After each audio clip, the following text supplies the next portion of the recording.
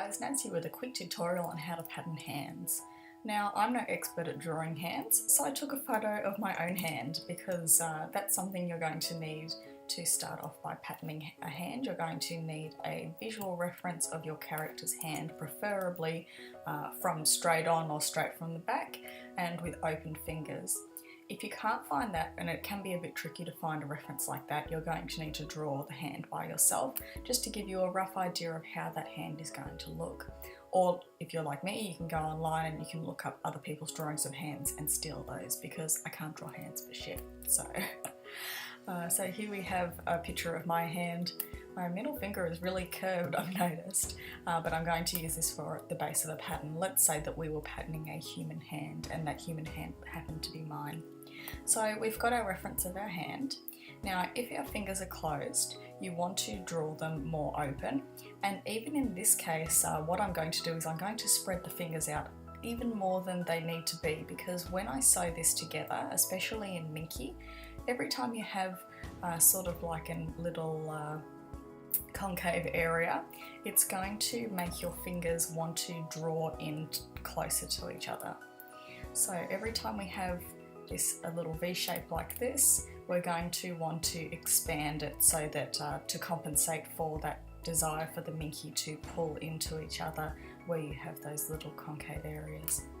So what I'm going to do is I'm going to go ahead and I'm going to trace out my hand as if it was a pattern of a character that I want to make, and I'm just going to do a straight drawing outline of that, and then I'm going to go ahead and edit that before we make our final pattern.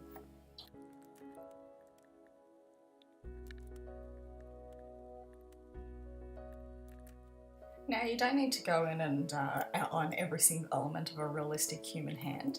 You can probably get away with just drawing something much simpler and just sort of having your generic sort of noodle shapes for your fingers, just making sure that they're roughly the width and the length that you want them to be.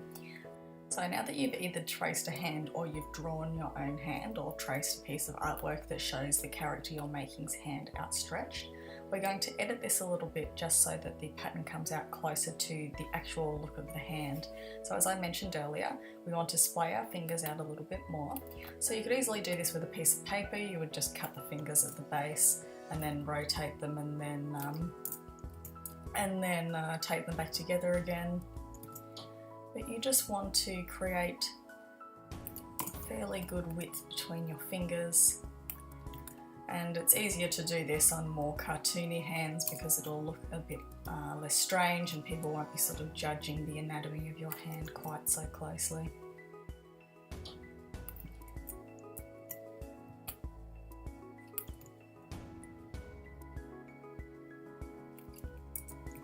So I've spread everything out just a little bit. Go in and just redraw all those lines there. Simplify them a little if you'd like. Now, rather than just printing this out and using this hand pattern, we have one more step before we go and try and test out our hand pattern.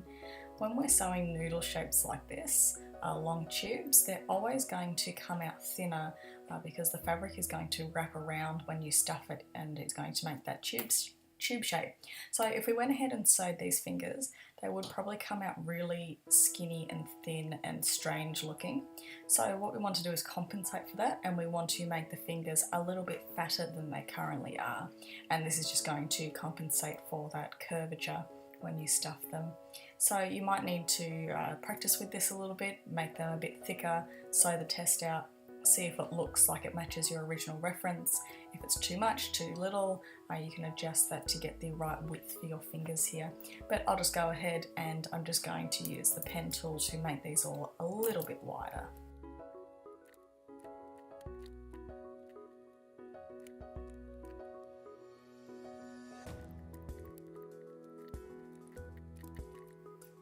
Okay, so now I've widened all the fingers and they look a little bit chubby, but that's how you want them. You don't really want to change the length of the fingers, you just want to make them all a little bit thicker than you want them to come out on the final plush. So this hand would essentially be ready to print out at whatever scale I wanted to make the hand and sew it.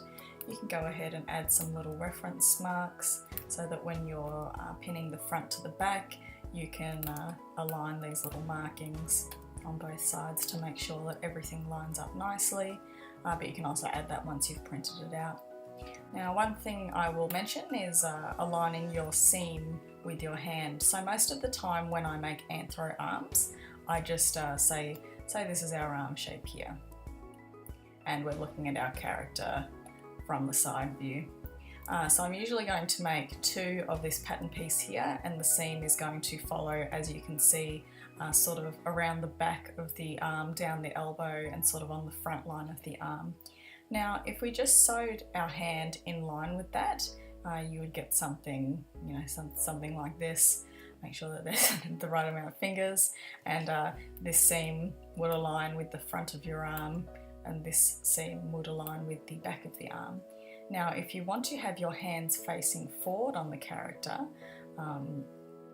so imagine that instead of facing towards us, they're facing the front viewer. Goodness help me if I have to draw a hand in perspective. That doesn't really get my point across, but I hope you understand that we want to have our hand rotated.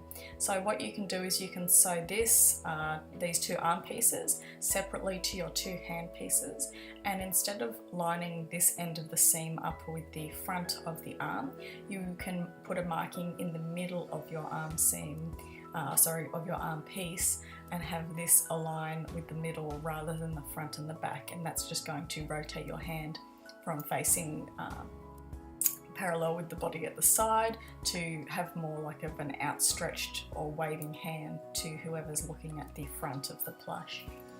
But that's a pretty simple process of patterning hands for anthro characters. It's the same process even if you're making a more stumpy or cartoony hand.